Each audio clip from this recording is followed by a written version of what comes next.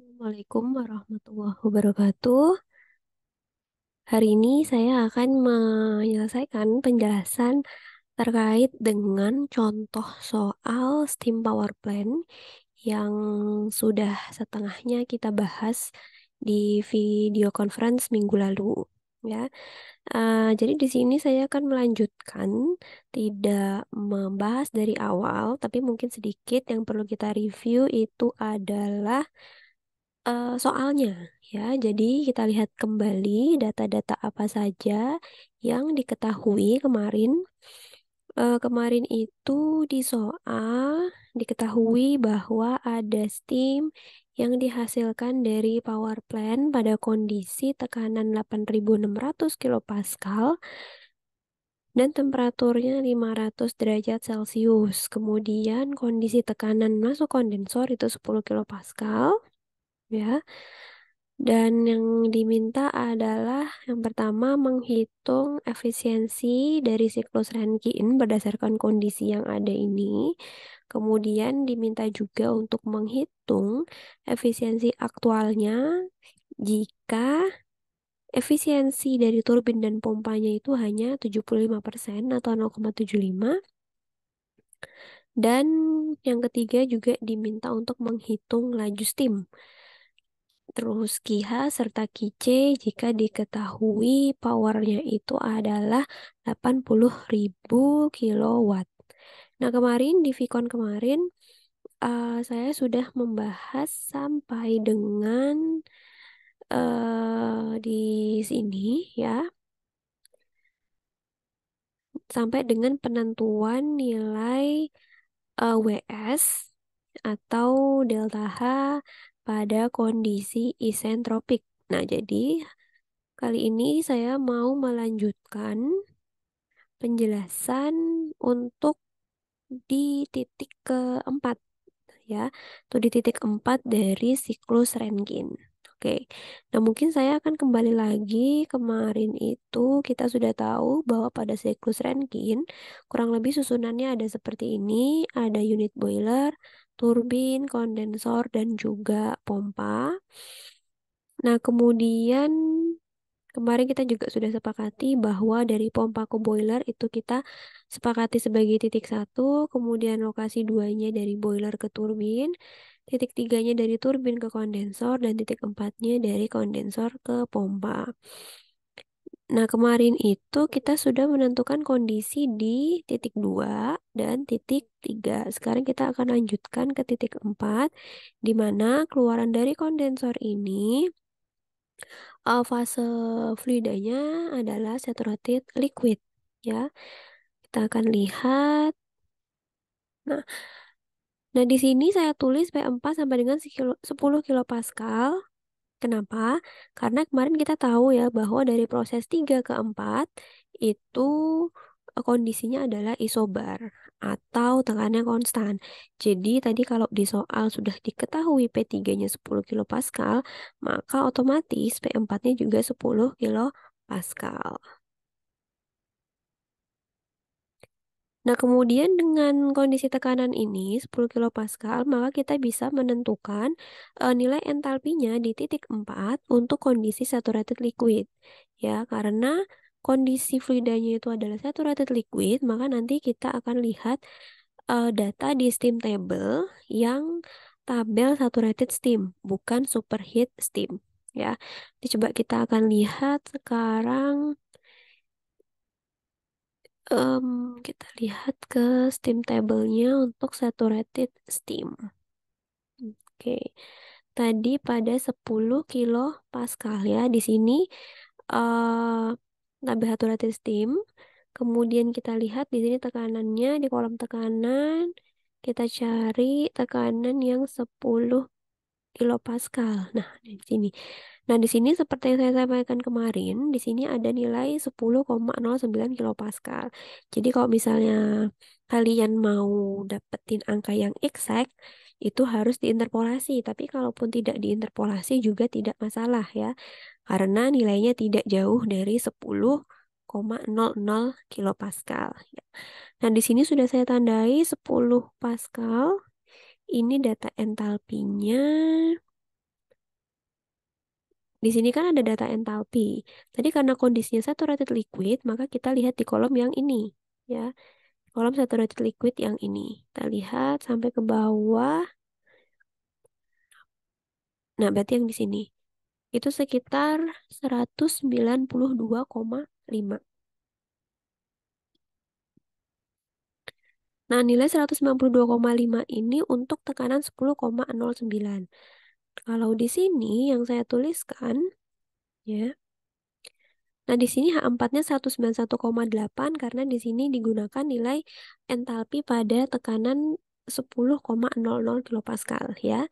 Jadi di sini agak beda sedikit dari yang ada di steam table, cuman itu nggak masalah. Oke, jadi di sini dapat H4-nya 191,8 kilojoule per kilogram. Nah, kemudian nilai H4 di sini udah diketahui, ya kan? Terus H3 aksennya kemarin di sini juga udah diketahui, ya.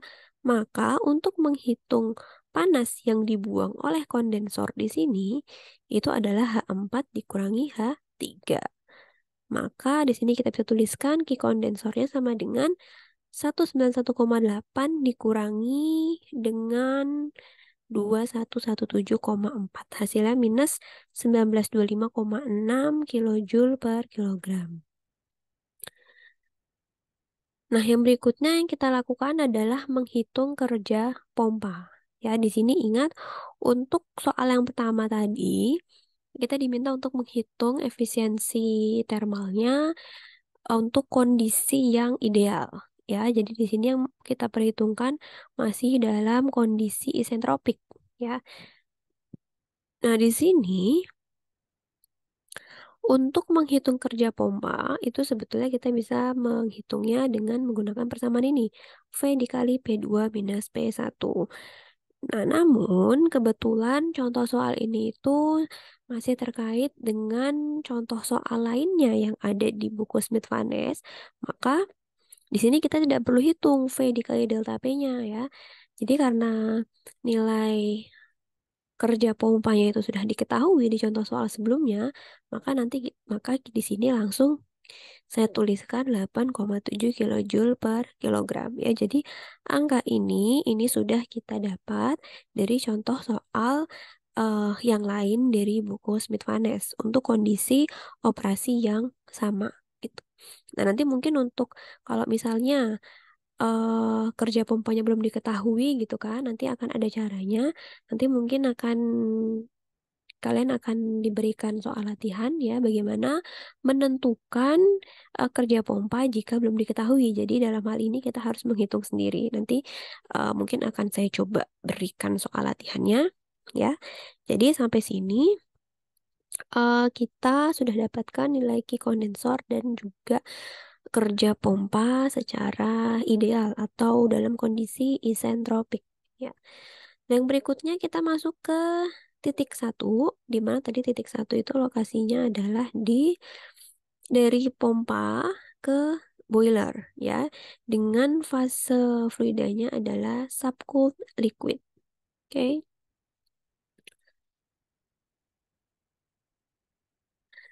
Nah, di sini jangan lupa untuk menghitung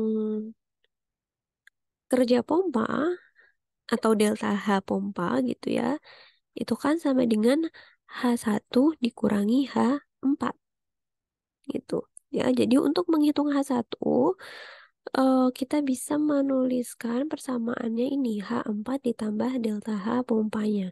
H4-nya tadi sudah diketahui di sini 191,8 dan delta H pompanya itu adalah kerja pompa yang ini 8,7, maka kita dapatkan H1-nya adalah 200,5 kilojoule per kilogram. Nilai H1 udah dapat, kemudian kita bisa menghitung panas yang dibutuhkan oleh boiler. Untuk menghitung QH, kita perlu mengurangi antara H2 dengan H1. H2 dan H1 udah ada nilainya, ya. Kita dapatkan 3191,1 kilojoule per kilogram. Oke. Nah, sebelum kita menghitung efisiensi termalnya, maka kita harus menghitung dulu kerja total yang dihasilkan dari siklus Rankine. Nah, untuk menghitung kerja total yang dihasilkan dari siklus Rankine, ini adalah ini, kerja yang dihasilkan oleh turbin ditambah dengan kerja yang dibutuhkan oleh pompa, ya. Jadi T di sini menunjukkan turbin, P di sini menunjukkan pompa. Kerja yang dihasilkan oleh turbin adalah 12 minus 1274,2 tadi di ini, ya, ini. Kemudian kerja pompanya yang 8,7 ini. Kita jumlahkan dapat hasilnya minus 1265,5 kilojoule per kilogram. Nah, nilai ini itu sama dengan minus QH dikurangi QC, ya. Atau dengan kata lain, untuk menghitung kerja total dari siklus Rankine, itu kita bisa juga hitung dengan cara ini, minus QH dikurang QC. Gitu. Nah, setelah kita dapatkan WS Rankine ini, maka kita bisa menghitung efisiensi dari siklus Rankine tersebut, yaitu WS, ya ini yang WS Rankine ini tadi, nilainya mutlak, jadi kalau misalnya negatif jadi positif, ya, dibagi dengan key boiler. Ya, WS Rankine-nya 1265,5 dibagi key boiler-nya 3191,1. Diperoleh hasilnya adalah 0,3966 atau sekitar 39,7%. Iya, itu untuk em, efisiensi termalnya jika siklusnya itu ideal. Ya. Oke, jadi jawaban satu sudah terjawab. Kita lanjut ke soal yang B. Hitunglah efisiensi aktualnya jika diketahui efisiensi turbin dan pompa masing-masing 0,75. Nah, di sini kita akan lihat, ya, untuk menghitung kerja aktual dari turbin, ya, ini perlu diperhatikan persamaannya adalah ini. Jadi kerja dalam kondisi ideal atau kerja dalam kondisi isentropiknya dikalikan dengan efisiensi turbin tersebut. Tadi di perhitungan sebelumnya, kerja yang dihasilkan oleh turbin, ya, pada kondisi isentropiknya adalah ini, minus 1274,2. Maka di sini kita hitung minus 1274,2 dikali efisiensinya tadi adalah 0,75. 0,75 ini adalah efisiensi dari turbinnya, ya. Ternyata hasilnya adalah minus 55,6. Nah, ini sebagai delta H. Nah, kemudian dari sini kita bisa menghitung nilai H3, entalpi di titik 3 dalam kondisi aktualnya. Kalau tadi yang di perhitungan poin A itu kan H3 pada kondisi ideal atau pada kondisi isentropik. Nah, H3 yang di sini yang tidak ada lambang aksennya, ya, itu adalah H3 pada kondisi aktual. Jadi kita perlu hitung kembali di mana H3 sama dengan H2 ditambah delta H dari sini, ya. H2-nya ini tetap 3391,6 dari perhitungan yang poin A tadi, ditambah delta H-nya adalah minus 955,6. Jadi kita peroleh H3 aktualnya adalah 2436 kilojoule per kilogram. Nah, setelah mendapatkan nilai H3, kita bisa menghitung panas yang dibuang oleh kondensor pada kondisi aktualnya. Perlu diingat lagi, tadi yang sudah kita hitung di poin A itu adalah pada kondisi ideal. Sementara yang di poin B ini diminta untuk menghitung eh, thermal efisiensi pada kondisi aktualnya. Maka di sini kita hitung kembali QC-nya sama dengan H4 min H3. H4-nya ini masih sama, ya. H4-nya ini sama seperti yang di perhitungan A tadi. H4. 191,8, ya. Kemudian H3-nya ini yang aktualnya ini tadi. Ya, hasilnya adalah minus 2244,2 kilojoule per kilogram. Ini nilai aktualnya. Nah, yang berikutnya kita mau menghitung kerja yang dibutuhkan oleh pompa secara aktual. Kalau misalnya tadi pada turbin, ini kan kerja ideal dikalikan dengan efisiensinya. Kalau di pompa, kerja ideal dibagi dengan efisiensinya. Jadi jangan sampai salah kalau untuk pompa, karena pompa itu membutuhkan kerja, maka di sini rumusnya dibagi ya. Kerja pada kondisi ideal atau pada kondisi isentropiknya dibagi dengan efisiensi termalnya. Di mana tadi efisiensinya ini, maaf, efisiensi pompanya ya. Di mana tadi efisiensi pompanya adalah 0,75. Ya. Kita peroleh hasilnya 11,6 kilojoule per kilogram. Jadi tadi kerja pompa isentropiknya itu adalah yang 8,7 kilojoule per kilogram dibagi dengan 0,75, yaitu 11,6 kilojoule per kilogram. Oke. Nah, setelah kita dapatkan WS pompa aktualnya, ya, maka kita menghitung total kerja pada siklus Rankine yang aktual. Tadi jangan lupa menghitung kerja totalnya adalah WS pompa ditambah WS turbin. WS pompa yang aktual adalah 11,6, WS turbin yang aktual adalah minus 955,6. Totalnya adalah minus 944 kilojoule per kilogram. Ini nilai aktualnya. Kemudian, nah sampai sini ya, kita bisa menghitung nilai H1 yang aktualnya, yaitu H4 tambah delta H pompa. Delta H pompa itu adalah yang tadi ini, WS pompa ya, nilainya sama dengan WS pompa. Jadi H4-nya tadi itu masih sama, 191,8. WS pompa aktualnya adalah 11,6. Jadi H1-nya adalah 203,4 kilojoule per kilogram. Maka kita bisa menghitung kembali nilai panas yang dibutuhkan oleh boiler atau KIHA untuk nilai aktualnya, yaitu H2 dikurangi H1 aktual. H2-nya masih sama seperti yang perhitungan A, 3391,6. H1-nya yang ini, 203,4. Hasilnya adalah 3188,2 kilojoule per kilogram. Maka kita bisa menghitung efisiensi termal aktualnya, yaitu WS net dibagi dengan KIH atau key boiler ini ya. WS netnya itu adalah yang ini. Jangan lupa nilainya mutlak, jadi minusnya dihilangkan. 944 dibagi KIH-nya yang ini. Ternyata efisiensi termal dalam kondisi aktualnya adalah hanya sebesar 29% atau 0,29. Sekitar segitu. Nah, itu jawaban yang B-nya ya. Kemudian untuk jawaban yang C, nah di sini saya akan tunjukkan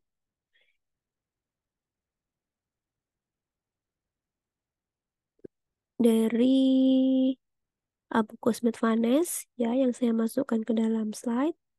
Tadi yang ditanyakan untuk soal yang C adalah laju steam, nilai KIH dan juga nilai KIC jika diketahui